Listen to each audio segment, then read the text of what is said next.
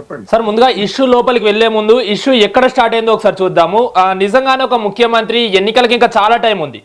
So ఇంత తొందర ఒక వేదికపై నిల్చొని వచ్చే ఎన్నికల్లో ఈ నియోజకవర్గంలో మళ్ళీ ఈ ఎమ్మెల్యేనే ఉంటాడు, మళ్ళీ ఈయనకే టికెట్ ఇస్తామనడము అది ఎంతవరకు కరెక్ట్ అంటారు సార్? ఎందుకంటే మనందరికి తెలుసు ప్రతి నియోజకవర్గంలో ప్రతి పార్టీ నుంచి ఆశావాహులు ఉంటారు. దట్టు అధికార పక్షం అంటే ఇంకా చాలా మంది ఉంటారు. సో సుమారు ఇంకా సంవత్సరానికి పైగా 2 సంవత్సరాల వరకు ఉంది ఇంకా టైం. సో ఇప్పుడే ఇలా అనౌన్స్ చేయడం ఎంతవరకు కరెక్ట్ అంటారు? అక్రమ్ గారు, వరంగల్ జిల్లాలో జరుగుతున్నటువంటి పరిణామాల నేపథ్యాన్ని మనం ఈ సందర్భంగా గమనంలోకి తీసుకోవాలి. అయితే మీరు అన్నట్టుగా మళ్ళా రేవూరి ఆయన ఉంటారు, ఆ ఎమ్మెల్యే పోటీ చేస్తారు, మళ్ళా గెలిపించాలి అని అనడం ఒక విధంగా చెప్పాలంటే ముఖ్యమంత్రి గారు తొందరపడ్డారని అనుకోవాలి.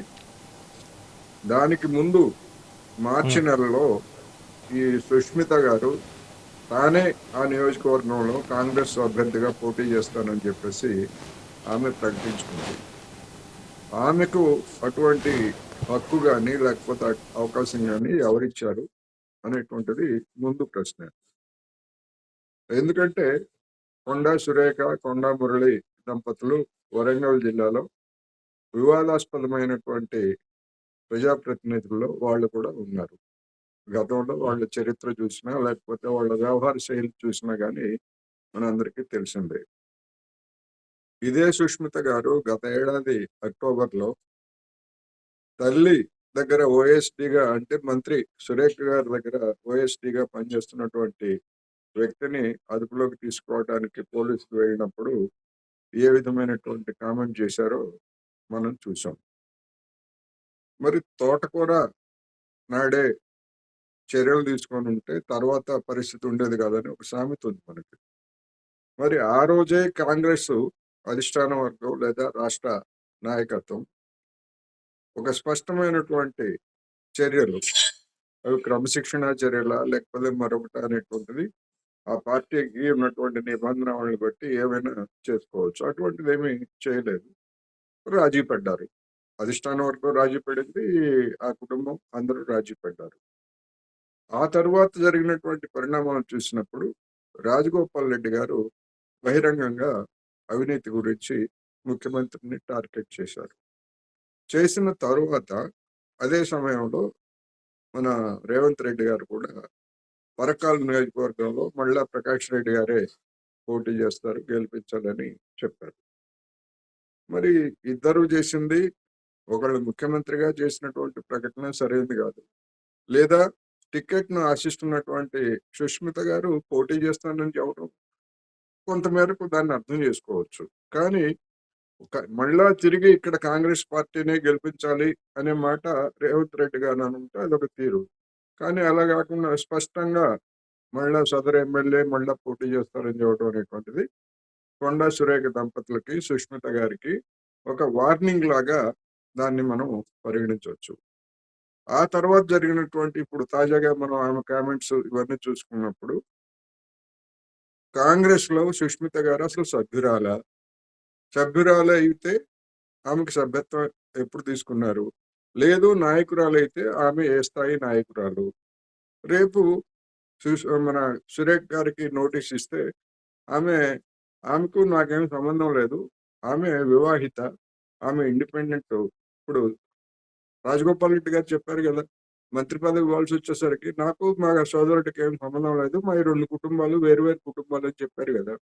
అదేవిధంగా తనకు తన కుమార్తెకి ఏమి సంబంధం లేదు, దీనిలో నేను ఇవ్వాల్సినటువంటి సంజాయిషి ఏమి లేదని ఇచ్చారనుకోండి మన సురేఖ్ గారు, కాంగ్రెస్ పార్టీ అధిష్టానం వరకు ఏం చేస్తుంది?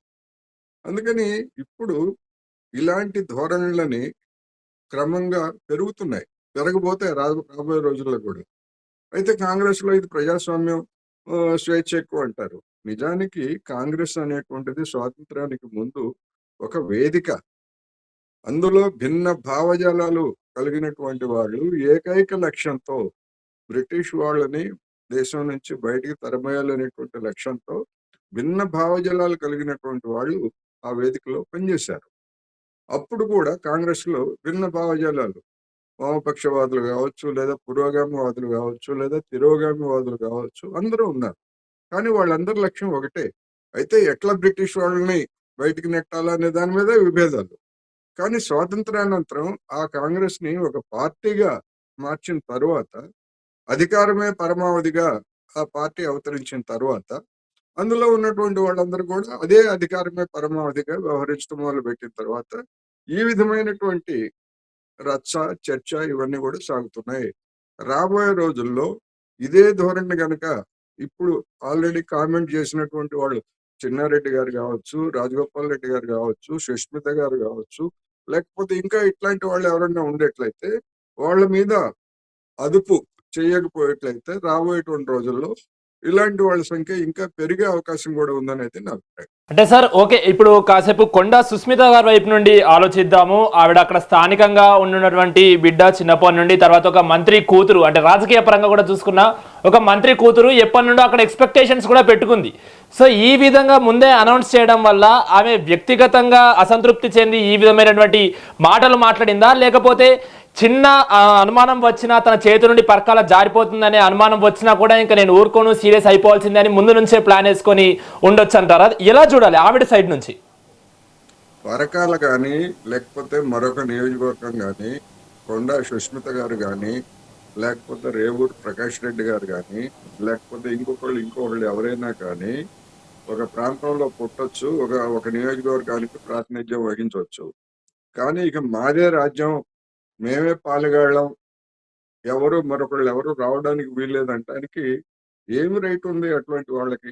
ఎవరైనా కావచ్చు, నేను సుష్మిత గారైనా కాదు, ఎవరైనా కానీ అదే విధమైనటువంటి ధోరణి కనుక లోనైతే అది పార్టీ ఎట్లా అవుతుంది? అది నేను చిన్నప్పటి నుంచి ఇక్కడే పెరిగాను. చిన్నప్పటి నుంచి మరి ఆ ఒక్కతే కాదుగా, కొండా సురేఖ దంపతులే కాదుగా నియోజకవర్గంలో, ఇంకా అనేక మంది దంపతులు ఉన్నారు, అనేక మంది వాళ్ళ పిల్లలు ఉన్నారు, అదే కాంగ్రెస్ లో ఉన్నారు. మరి వాళ్ళందరూ కూడా అదే విధంగా ఆశిస్తే మరి వాళ్ళకు ఉన్నటువంటి రైట్ ని సుష్మిత గారు ఎలా కాదంటారు?